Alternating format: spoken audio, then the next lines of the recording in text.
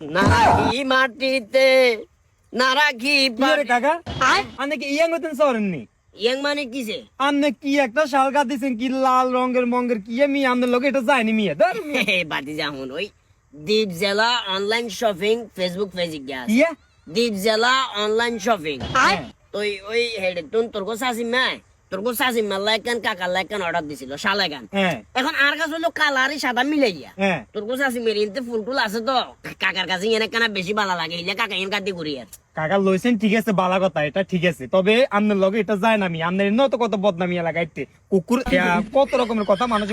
বলেন না তবে কাকা এটা আপনার লগে যায় না